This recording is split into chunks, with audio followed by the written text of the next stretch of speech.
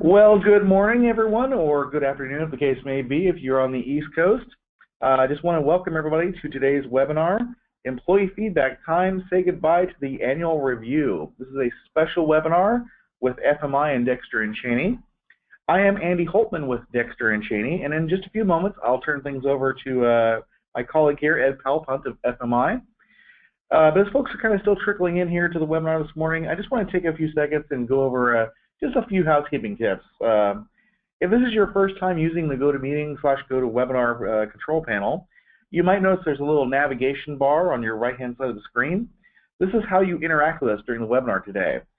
You might see a little orange arrow. You can expand or hide that bar to your liking. But you're also going to find a number of different options available where you can adjust the settings, interact with us, and more. One of the things you might notice here is that you are muted today if you're an attendee. We do that because we have a good number of people on this webinar today, and we just want to make sure that everybody can hear the presentation, so there's no background noise, nobody eating sandwiches, that kind of stuff. So, however, you can use the navigation bar and the dialog box there to interact with us by you can raise your hand, you can leave a comment, you can ask a question at any point during the webinar, and we'll do our best to get to answer these questions, usually toward the end today. Let's see. Like I said, we are going to hold questions until the end, just for the sake of presentation today. We are also recording this webinar today, and we'll follow up with folks in the next couple days or so, and see if you have any additional questions, if you'd like a copy of the recording or the slide deck from today, and so forth. Just a little bit about Dexter and Cheney, for those of you who might not know. We are a construction software company specializing in business management and operations solutions. We began way back in 1981 with accounting software for the construction industry, so we've been around for 35 years now. Today we're the leader in cloud-based construction ERP software. Our Spectrum Construction software is a full suite accounting, business management, project management, equipment management, and service management solution that you can access and get your work done wherever your work takes you. But another thing we do is we also partner with a number of different industry associations and organizations like FMI to bring a host of educational resources to the industry, including things like webinars like you're on today, white papers, videos, blogs, podcasts, and more. You can find these by visiting our website, which is at www.dextercheney.com, or you can go to FMI's website as well, which is www.fminet.com. Now I'm going to turn things over here in just a second to Ed Palpunt. Ed is a training consultant with FMI.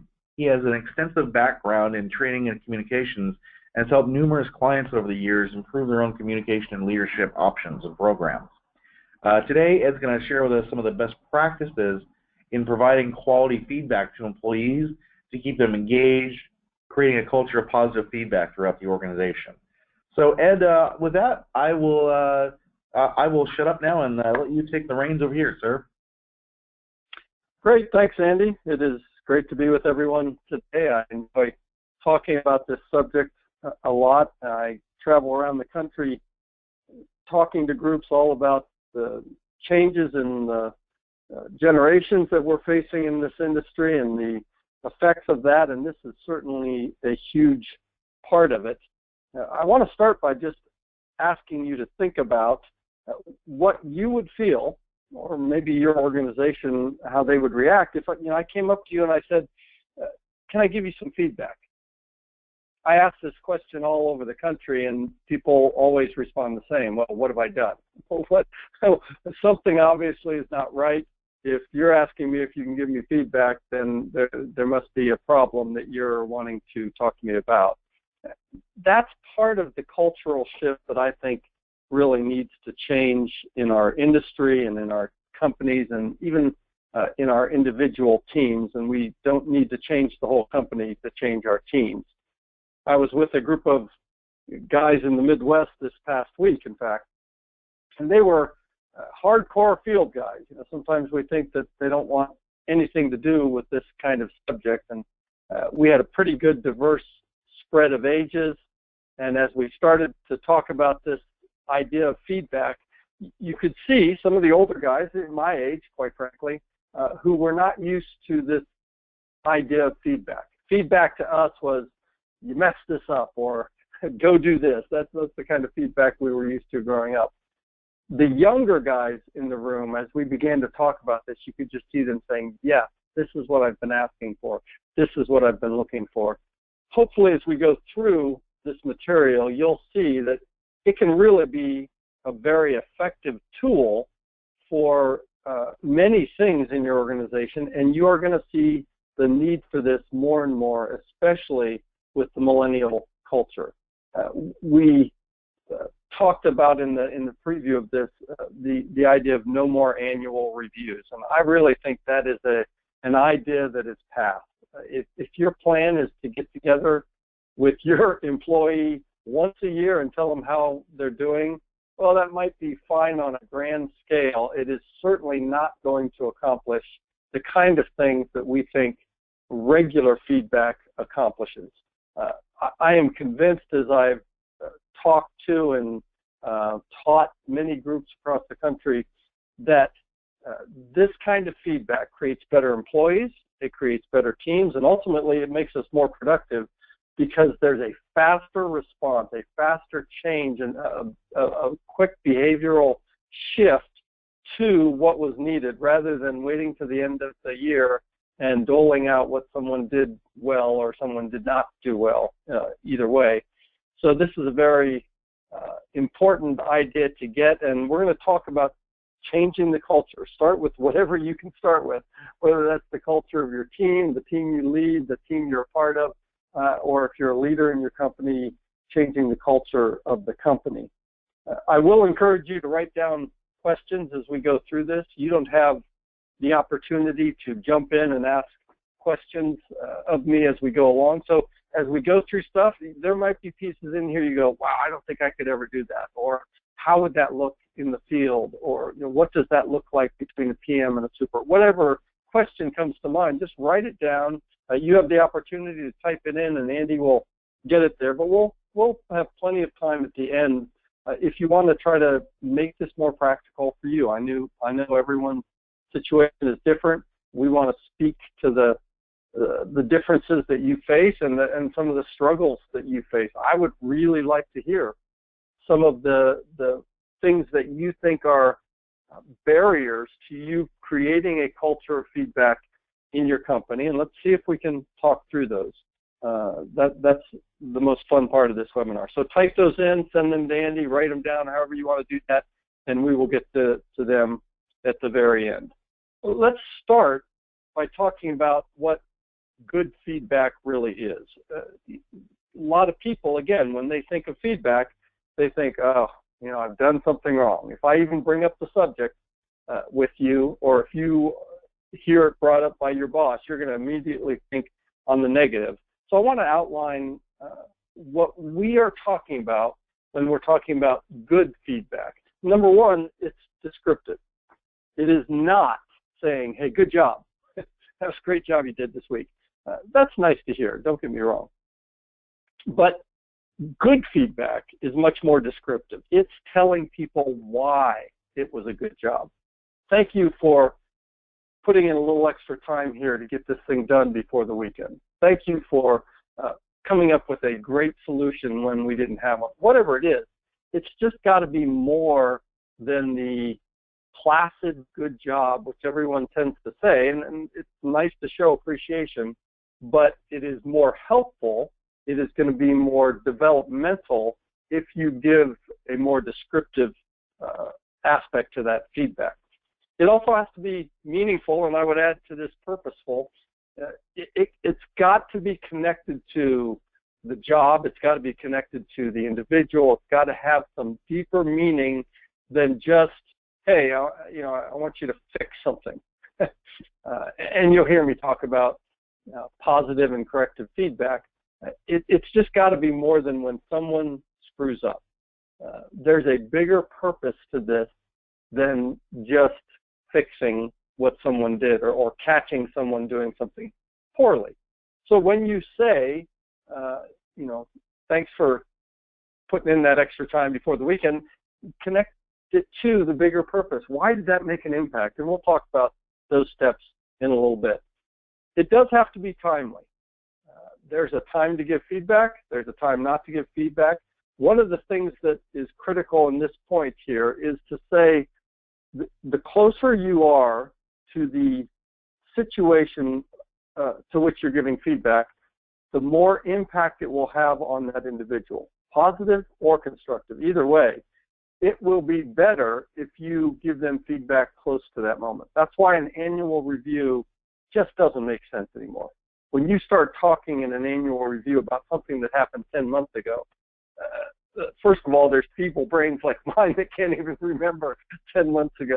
But we live in such a high-paced society. It just isn't as effective as if it were that same day or the next day or that week. It just will be much more impactful. So by timely, we mean close to the action. This is, any of you who are parents, you know this.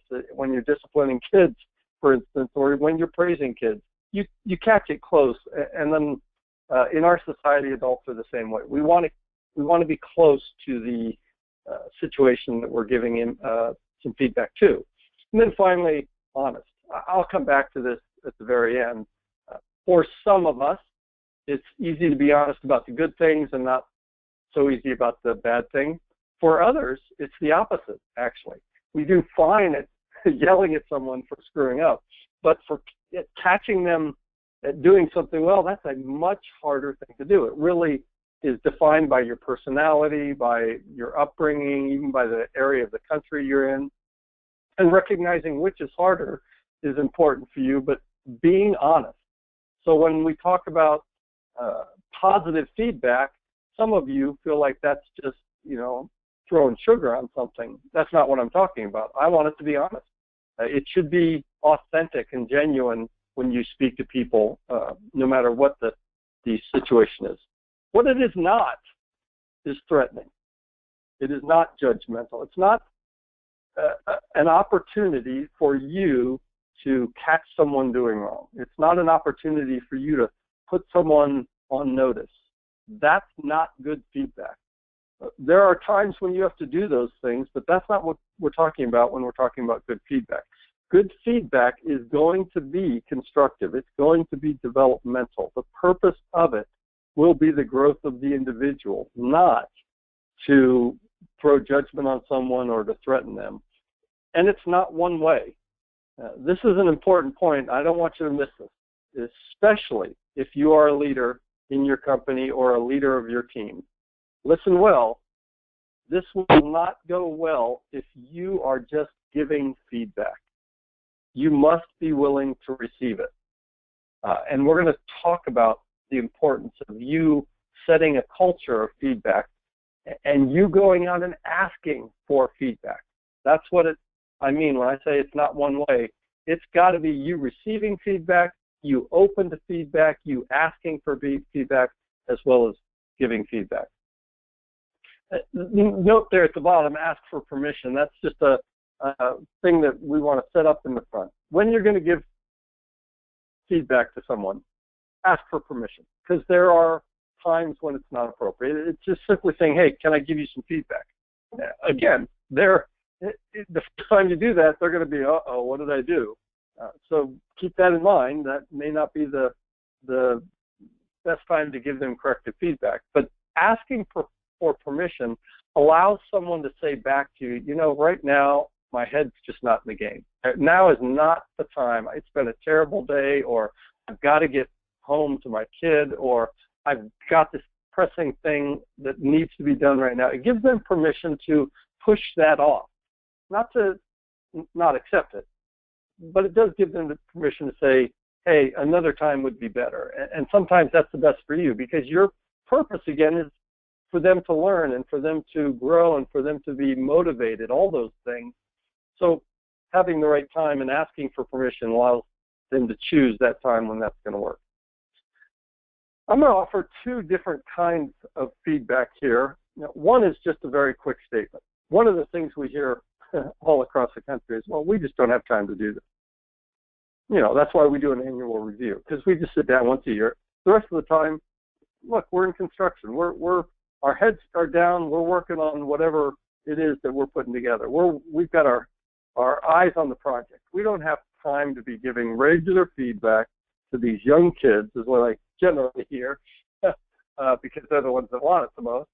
And yet, I want to suggest that quick statements are so easy to do and not time-consuming, and when they become a regular part of your communication, you will see that it actually saves you time, because you're going to increase motivation, you're going to increase productivity, and those quick statements allow you to do that. So here's a simple one to start out with. What I appreciate about you is, now this may not be the kind of language that you use, I just think it's a good starting point.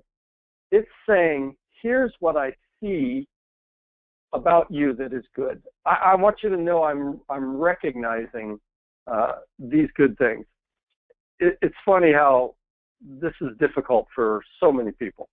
It's just not a norm for so many leaders. I want to suggest that if your leadership is going to develop, if you're going to really be a top-tier leader, you have to learn to catch people doing things well. And this is a quick statement. It doesn't have to be with anything else, by the way. It doesn't have to be that you save this for when you need to give bad news to someone. This is a great statement on its own. And if I were you, I would write this down. If you need to change it to put it into your own words, that's fine. But here's what I see, or here's what I saw this week that I really appreciated. Here's something I saw that I really thought was great. Well, however you want to say it, find a way to catch people doing well. This is not inauthentic. You can make it inauthentic, but you should learn as a leader to catch people doing things well. It's more and more and more important in our society. It is especially important with extroverts. We'll talk about that toward the end. But it's a quick statement that takes you maybe 15 seconds to give somebody some good news. Now, here's another quick statement. What would make you even more effective is, again, this is a very positive twist on a constructive statement, because you are telling them they're already effective. You are putting yourself on their side. You want to make them more effective. Hey, I really appreciated the fact that what would make you even more effective, I think, is, and we'll talk about the way that this comes across to an employee. But again, here's a quick statement to say, I'm on your side. I want to help. I think this would make you even better than you currently are. It's a quick statement. You can put these together, and they are absolutely powerful things to offer to an employee or to, by the way, not just someone you lead. It can be somebody on your team, or it can be somebody that leads you. Feedback should not just be down the chain.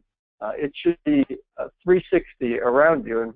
And so think about the people that are around you. Think about the people who lead you, the people who are peers, and the people who you lead. What would you say to them in this way? What could you do tonight to say, hey, what I appreciate about you is, somebody you lead especially, I think what would make you even more effective is, those are the kinds of things you should write down, because this doesn't come naturally for many people, and learning to do it on a regular basis is important. Now, I'm going to give you one other system, and perhaps you're used to this. You might have seen it in other circumstances. We do this with large groups all the time. I think it's a great project debrief. I think it's a great team debrief, what for your time frame you give that with your teams. But we call it the plus delta. The plus being, what did we do well? What well? What do we want to keep doing that we did in this project, or we did in this past week, or whatever? And then the delta, meaning change. What is it that we want to start doing that we weren't doing? Or what do we need to stop doing that we were doing? It's a change in the way that we were doing it to make us more effective. Again, make sure to keep the purpose of this feedback, the development and growth of the individual and or team. This is the kind of thing that, again, you can do as a team, and I think it's very helpful. We do this at the end of every single engagement. It gives us great feedback on that circumstance. Again, we're asking for feedback, but this can be a group discussion, or it can be another way that you can offer feedback to an individual.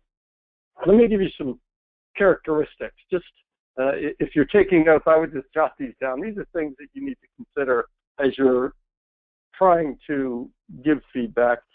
I believe that it begins with a culture.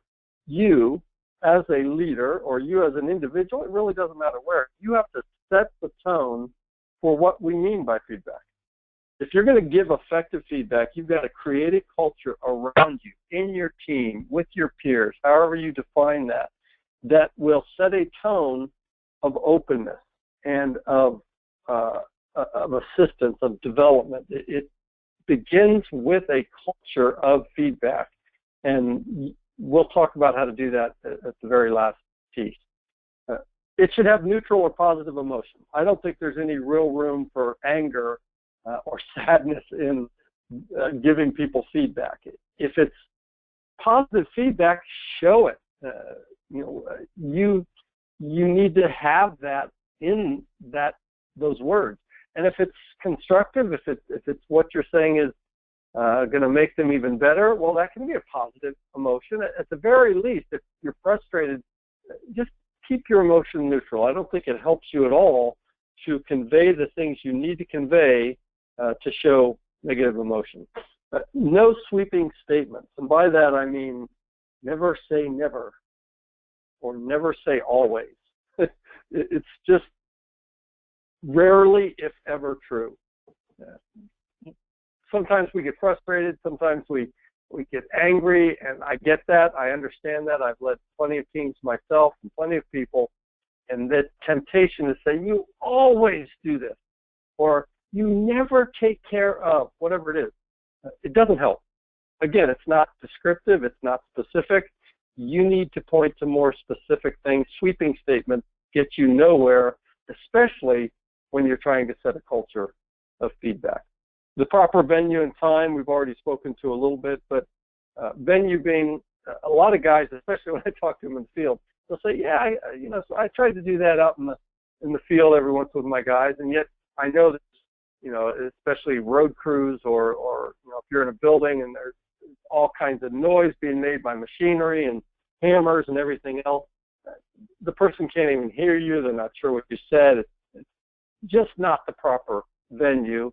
And again, the proper time could be, it's not going to be when the person's not receptive to it. Or, for instance, with a highly extroverted person, giving them positive feedback in a group is usually well accepted.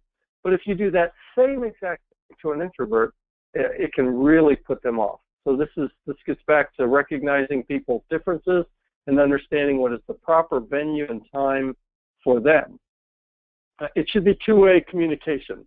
I'm going to talk a little bit about how to receive feedback, but the two-way communication is, first of all, what we already mentioned. You have to be willing to receive feedback if you're going to give it. It's not a one-way street.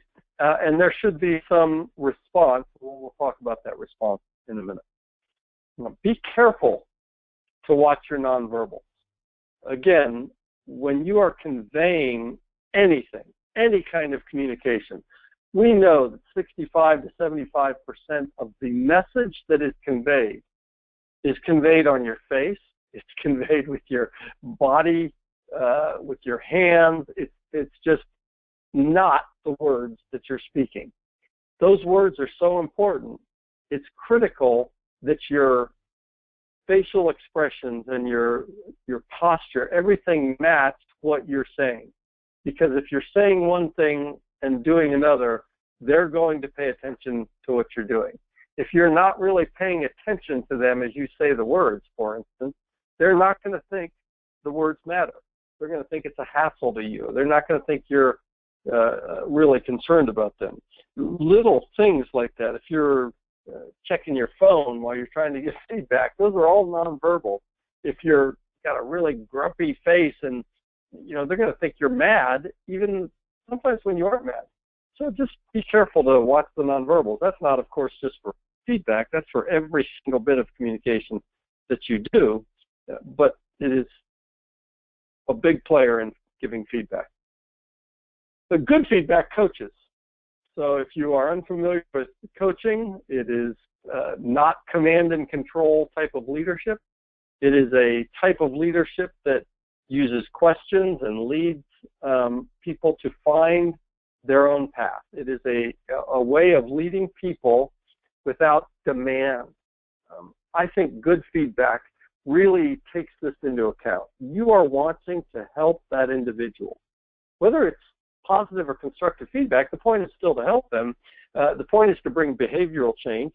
And yes, the point is to have better projects and more productivity, all those things as well. But this coaching approach is critical. We don't have time to, we could spend hours just on that. But learning what a coach approach means is very important. Again, the goal is the growth of that individual, not you getting your anger out, not you making it about yourself or anything else for that matter. It's really about helping that individual develop. And more, a leader has to think about their role in the development of the people that they lead. And lastly, as far as characteristics goes, it always shows respect. Again, as I go across the country, I say the same thing over and over and over. We should never have to put this on the screen. And yet, I think it's one of the hardest things. I really think that at times we get frustrated with people. We must figure out what is showing respect to that individual. I think showing respect is being honest. I think showing respect is not yelling. I think showing respect is caring about the individual even when we have hard things to say. I don't think showing respect means you have to agree with some of the things they do or that you have to like those things. It's just showing respect for that individual and remembering that the feedback you're giving them should always be respectful of them. Sort of set that as a bar. It's a low bar. It shouldn't be hard to do. But the reality is some people frustrate us. And if you are leading those folks, if you're giving feedback to those folks, maybe they're leading you. If you're trying to give feedback to them, you have to find a way to show respect. And sometimes that's just practice, practice, practice. I said that if you're going to give feedback, you have to receive it.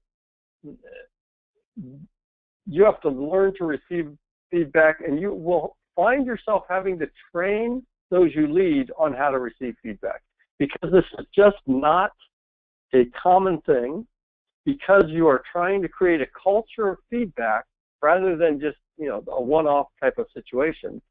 You have to actually train, especially young people, in how to receive feedback. And the very first thing that you need to demonstrate first and then teach those you lead is that active listening is a critical part of creating a culture of feedback. That means when someone comes to give you feedback, you put down the cell phone. You listen without explaining.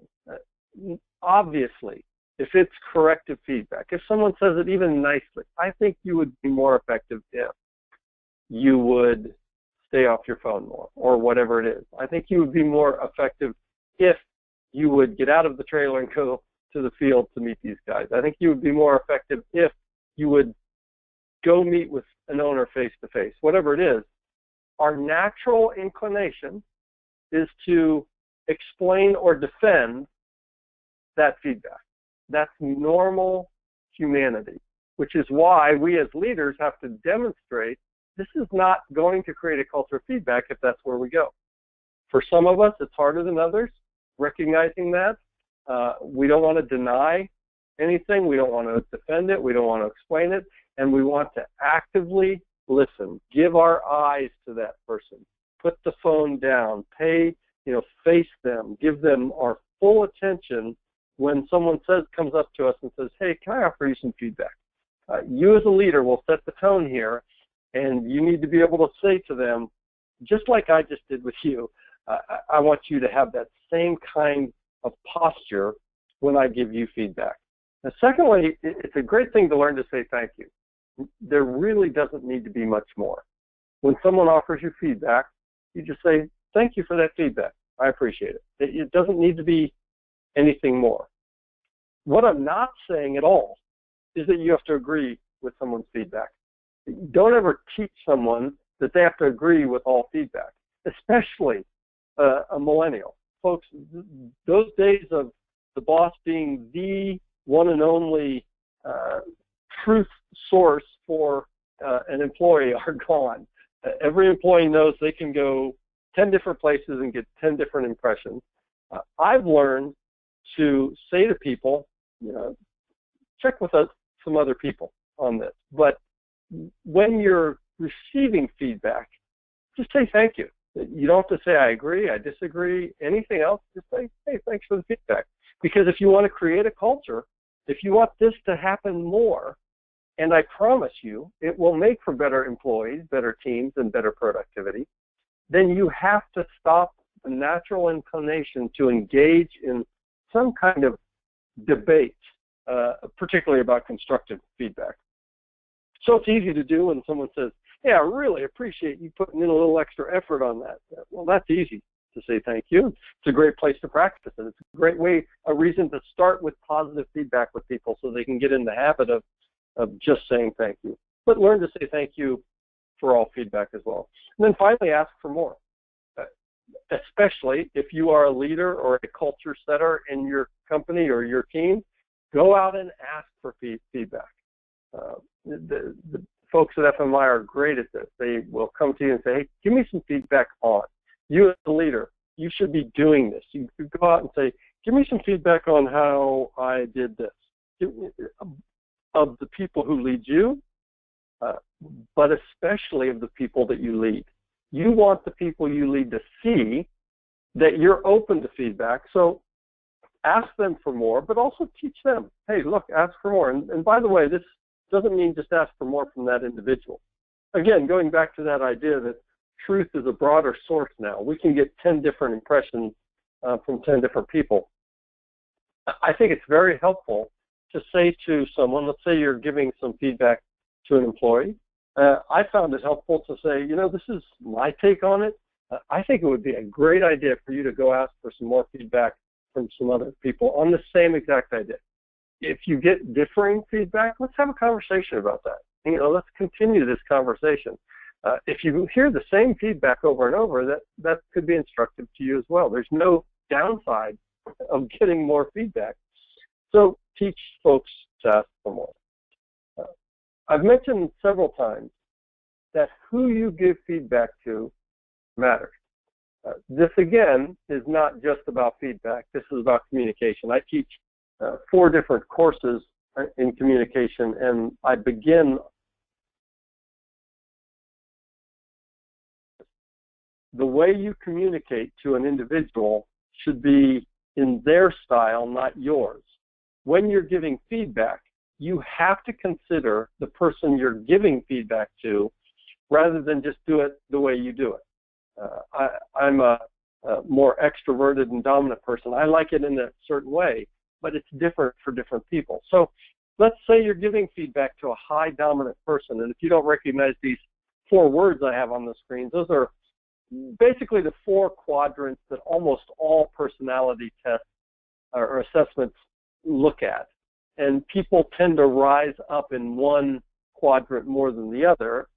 Learning to recognize these quadrants, we use a couple different assessments to help people learn to recognize different personalities, learn to ask questions that reveal different personalities. Then you can communicate with them more effectively. If you're giving feedback to a dominant person, I will tell you that a dominant person really likes it straight up more than everybody else. So there are times when if you get in the habit of just saying, what I appreciate about you is, well, what would make you more effective is, the dominant person is going to say, just give it to me straight. Don't beat around the bush. Just don't flower it. Don't sugarcoat it at all. Just give it to me. That's the way they like it. I will say that I have dominant people in classes all over that say to me, well, we still like to be appreciated. But if there's a problem, we want to pursue and attack that problem first. Then we'd like to hear what we do well. So that's a lesson learned if you're talking to a very dominant individual. If you're talking to an extrovert, it changes. An extrovert is someone who really looks at the world in a more positive way, and they're very verbal. And so they need more frequent feedback, and they need positive interaction. You must give them more positive than corrective. I think that's true of all people personally, but I think especially with a high extroverted person, you need to let them know what they do well. In fact, I tell people, if you can tell an extrovert what they're doing well, they'll work twice as hard for you. It's not hard. It's not difficult to lead someone who has a positive attitude about the world, but learn to recognize that. This patience trait is a little bit different. Patience people are interested in routines. They don't like change. They like consistency. So when you give them feedback, the feedback must be focused and calm and consistent in direction. You can't come one day and say one thing and come the next day and say something else that is especially contradictory.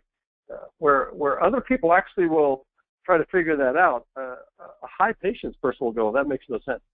You're just contradicting yourself, so I'm not going to listen to any of it. You really have to think about the span of feedback that you give them, and are you moving them in a consistent direction with your feedback? And it's very helpful to them when you can do that. And lastly, the conformity or formality piece. These are our detailed people. You all have detailed people you work with and for, and when you're giving them feedback, make sure that it is detailed, make sure that it is accurate. When they get put under stress, they have to be right, and they will do whatever they can to prove you not right if they don't agree with the feedback. So it's important. When you have this kind of individual, make sure it's detailed. I don't want you to be generalized with anyone, but especially with this group, learn to offer the detail. It's saying things like, here's the behavior I noticed, and here's the impact of that behavior, and here's why that matters so much. And make sure to give them examples, not just, hey, I really appreciate you working hard this week.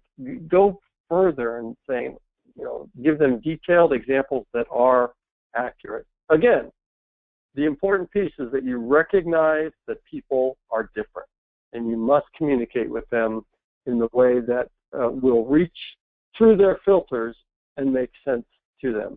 This is the book I recommended earlier. For those of you that really have difficult time giving, especially difficult news, what I would call constructive feedback. This is not about feedback. This is about crucial conversations of all kinds, high-stakes conversations, but some of us are just wired to not be able to speak to those situations. If you struggle with that, I recommend this book highly. I think it will help you. You don't even have to read the whole thing. You just go to the section that really impacts you and helps you to discover how to give that difficult information to people that, again, you lead, that lead you, that you live with. It goes across all boundaries here. Let me end with just an action plan. I'm a huge proponent of not allowing any opportunity just to be a bunch of information. Information for information's sake is useless. We have to take action. You've just spent 35 minutes or so, almost 40, listening to some ideas on feedback. I want to give you both a corporate and personal action plan. I don't want you to leave here and say, I'm not sure what to do with that. Let me suggest at least a few things. It doesn't have to be this, but don't leave this webinar without writing down, I'm going to do this. I'm going to change something. I'm going to try this. Number one, I would think about what it would mean to create or continue a culture of feedback in your company or in your team, however you think you can accomplish that. Some of you aren't in upper leadership positions where you can affect the whole company, but you can affect the team. You can affect a section. And what would it mean? Just jot down some ideas of what it would mean to create a culture of feedback in that particular group. Recognize that you have to coach through the process. This is not just you telling, this is you actually helping people find a way forward. And the coaching process is primarily asking powerful questions of the individual.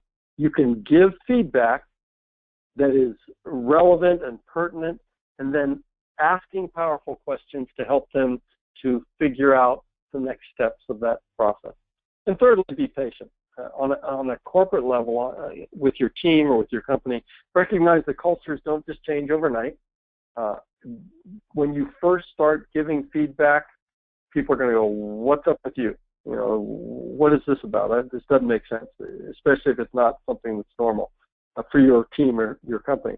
So be patient and say, "Hey, I heard this crazy guy on the webinar the other day, and he said this is something that's important for leadership. I'd like to try it out, and maybe you can give me some feedback about this whole idea and how I do it." Whatever it takes, be patient and recognize it will come with time. On a personal note, I suggest you list out 2 people that you can go and ask for feedback. By the way, do it this week. Don't wait any longer. There's no reason with today or tomorrow that you can't go out and ask 2 people, "Hey, would you give me some feedback on whatever, on this job or on how I did this or on my interaction with people?" Whatever you want to ask, just maybe leave it totally open. Would you give me some feedback on my performance over the last month? Whatever it is. Let them know you're open. Let them know they don't have to soften their words. They don't have to walk on eggshells, anything like that. You are genuinely open to hear their perspective. You don't have to completely accept it, but you want to hear their perspective, and that will be a great first step. A second step would be to list 2 people that you can give feedback to. Again, this does not have to be people you lead. It can be people that you are on your team. It can be people above you. There's nothing wrong with going into your boss and saying, "Would it be okay if I gave you some feedback?" I totally get that some bosses are more open to that and some are not. You know whether you can do that or not. Again, use me as a scapegoat. I was listening to this guy. He said I should go give feedback to my boss. Would it be okay to do that? List 2 people, doesn't matter where they are around you, that you can give feedback to by the end of the week. This does not have to take more than 30 seconds. So you can definitely do 2 people in the next 2 days. And lastly, set a date for all 4. I just gave you a date. In a class setting, I would say set a date to do this, especially if you're a leader and you're really struggling with doing this. You're not sure how well you'll do it. But I suggest within the first week you do this. I think you can do it within the next 2 days, but set a date where you will do this for these 2 people that you're going to give and 2 people that you're going to ask, and make it a plan. If you don't make an action plan, this is going to be information that goes right out the door, and the culture of feedback that is coming will not be had. And I will tell you, if you're struggling with hiring and retaining young people especially, this is a big part of it. You have got to learn to give more feedback. You've got to learn to do it well, and you've got to learn to show them that you're on their side, that you're a part of their development, even in the recruiting process. This will make a difference. So that's all I have in general on feedback. Hopefully you have some questions that will spur on. We have a few minutes here that we can talk about those, but I'm going to turn it back over to Andy and let him have it. Thank you, Ed. Great presentation there. Folks, if you do have questions, please type your questions in and we'll get to them here. I'll start off with this question here. Ed, many employees have a fear of or hesitant to to provide any kind of constructive criticism of superiors because of a perceived retribution or are afraid of changes. Any tips to addressing this to foster a truer sense of feedback? Yeah, I will start by saying, if you have a sense that there could be some retribution from particularly somebody above you, then what an opportunity to not set the tone that we started this whole webinar with, and that is feedback has to be constructive. I want to suggest you can set the tone with positive feedback. You can go into someone like that and say, I just have to tell you what I appreciate about you is, and they might look at you like, what? And some of them might even look at you like, why are you just trying to kiss up? But let them know, this is something I've learned. This is something I came across this week, and how powerful this can be in team building and in my own leadership development. I just thought I said I'd make an action plan to give 2 people feedback, so I'm doing that. You don't have to start with constructive. I think as you build trust with those above you, and as you create a culture of feedback, those are both critical. You saw on my list that it begins with the culture. If you work on just building trust and building a culture of feedback, then the opportunities come. There will always be people who can use things against you, and that would be a person that's not open to feedback, in which case your feedback is lost. But if you start creating a culture of feedback, even if it's with those people below you, let them see how powerful feedback is, how well it can improve a team, how it can make you more productive, and then in many cases those individuals will be more open to it. At least that's the steps that I would suggest to you. Perfect. Sounds good. Another question here. How do you address feedback with groups or how do you address feedback with groups or projects with multiple members and different personalities? Again, I'm not exactly sure whether you're, or maybe you can give me some insight here, Andy. Are you talking about giving feedback to individuals who are different, or to a whole team with multiple personalities? I think this is referring to a whole team. Like if you have a project, like a group-led project or a division in your company, and you're trying to give feedback to a team in general. How do you address different personalities within the team? Sure. Again, if you have a team of 4 people, you probably have 4 personality types. It's not unusual at all. I think it is important to remember the individuals on that team. So there will be people that need to fight that, issue, whatever it is, and those individuals want to be clear and concise. There are others who need that positive feedback. So if it's a group, you're going to give some positive feedback. You're also, this is one of the great things, I think, with Plus Deltas. When we do it with a team of people, everybody has some voice in that. It's not just me giving it, it's everyone having some voice. This is what went well. This was what would make us even more effective. I think it has to be, for those patience people, consistent, and it has to be detailed for the detailed people. And you will find that when you go into, this is no different for any kind of leadership, but when you have different personalities, those can grade against each other. Those can, a detailed person can drag on feedback a long time because they want more examples, where the high dominant person is wanting to finish and get done. Okay, we talked about this. We've figured out that we need to fix this. Let's go. That's a challenge of leadership overall. There are times that is happening that you have to just separate, maybe some of those individuals out, give that high detail person more after the group session.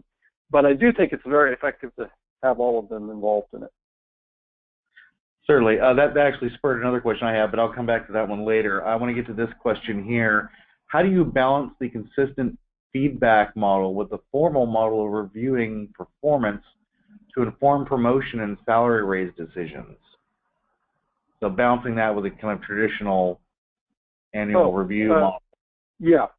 So I'm not suggesting that you are going to not have those meetings. There will be a time when you get together and you talk about performance metrics. Those performance metrics are still a very important piece. You may do that once a year, or you might do it twice a year. I know companies that do it 4 times a year and make it much shorter. What I am suggesting is that when those times come, there should be no surprises. because you've given consistent feedback, and those become really brief meetings because of what we've said through this entire year. Here's where you are. There should be no surprises. A lot of people go into their performance reviews, sort of with trepidation because they're not sure what they're going to get or what score am I going to get or whatever. There should be no surprises. If you're giving feedback all through the year, I will tell you that at FMI we have performance metrics and we touch base all the time on them. How's it going? There's no surprises at the end of the year. We know what they are. We see them all the time. They're in front of us. The feedback is not always related just to that, of course.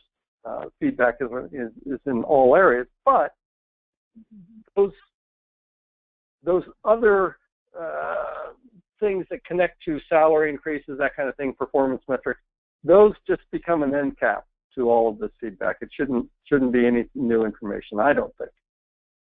Okay. This next question might tie directly into the one you just answered, and I think you kind of already addressed this, but just for the sake of this, I want to ask this question anyway. Should we announce to the team/company that we're no longer performing annual reviews? How do we broadcast that announcement? I think you kind of covered that in your last answer, but if you want to clarify that. Yeah, I think that's a company-by-company decision. What I do think is helpful is to say we're no longer going to do only annual reviews.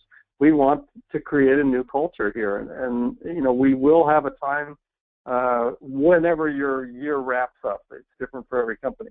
When we talk about ongoing performance changes or whatever, but just don't let that be the only thing. I think it's a great announcement to say we're no longer just going to do only annual reviews. Perfect. Makes sense. We have had a number of questions here about requests for the PowerPoint or copies of the PowerPoint slides afterwards.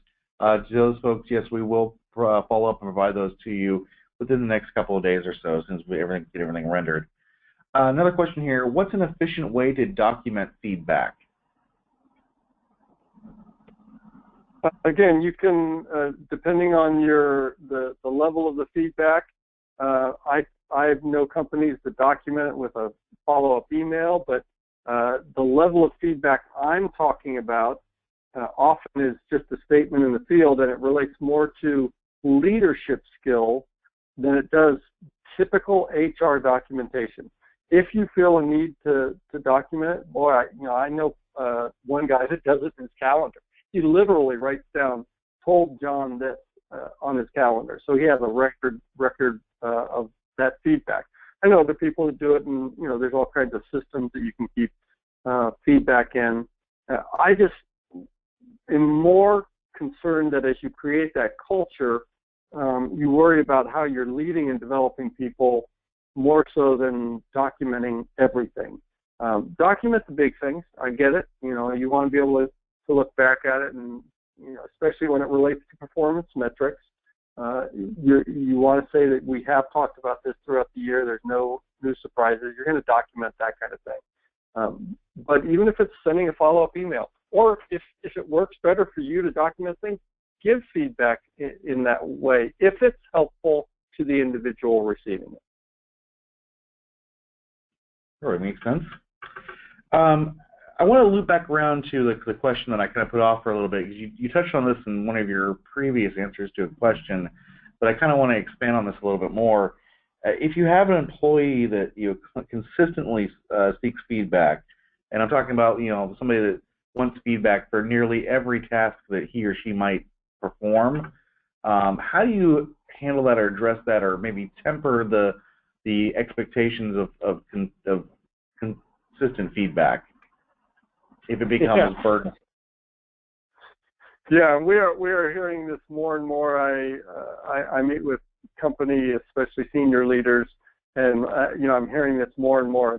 These young kids, especially, I could almost say it verbatim. They constantly want feedback. I would say extroverted young people even more so. There's a lot of factors that play into this. It's not just generational differences, but that being said, there is a generational shift here where more feedback is expected, and that's a 2-hour discussion that I would love to come have with your folks. But in general, I would say when you have somebody that's really looking for it all the time, you sometimes just have to give a framework to it.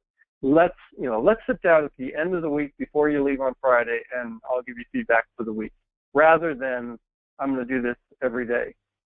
On the other hand, there are situations and leaders and teams that have the ability to use one sentence and say, hey, I really appreciate what you did there, and it's more effective to do it throughout the week. So it really is dependent upon the team. It's dependent upon the leader. In this question, I get a sense, though, that this is somebody that's just needing more than you can offer. And the way that you get around that is you set a time for that. Let them know. We're going to have a regular weekly meeting. I'm not a person that needs a lot of feedback because I'm of the older generation, but I still get together with my boss regularly, and we sit down, we just talk and get some sense of how things are going. And, it's helpful to me. I know that when I go into his office, we're going to have open, honest feedback, and he never pulls punches, but he's incredibly supportive. So that's, the kind of system you set up to let someone know they're probably, there will be people that want more than you can give them, especially, want to be patted on the back constantly, and, just give them a framework to expect that. Certainly. Had a couple more questions about the copies of the recording. Yes, we are recording this webinar today. We will make those available as well, probably the next day or so, by either late this afternoon or early tomorrow. Hopefully we'll get those out to anybody that wants them. Folks, I think that's it in terms of questions here, and we're running close to the top of the hour here, so I want to let everybody get back to their day or lunch or wherever you're going to next. So with that, folks, thank you for joining us today. Ed, thank you so much for the presentation. Wonderful presentation as always when we partner up with FMI to do these webinars. And yeah, thank you so much. It's great to be with you, Andy. Thank you for having me. I look forward to further discussion with anybody that would like it. Absolutely. And Ed, I'm not sure, do you have any contact information on these slides here? I believe that it's in, I had sent it in when we set up. It's not on the slides, but you can reach me at epalpant@fminet.com. And I will get an email out to everyone just letting you know my contact information in case you want to have further discussion about this or generational differences or personality understandings. All those communication things are really my area of specialty. Perfect. Sounds great. All right, folks. We'll leave this webinar up for just another about 20 seconds or so, and then we'll go ahead and shut it down. So again, we just want to thank everybody for joining today, and have a great rest of your day.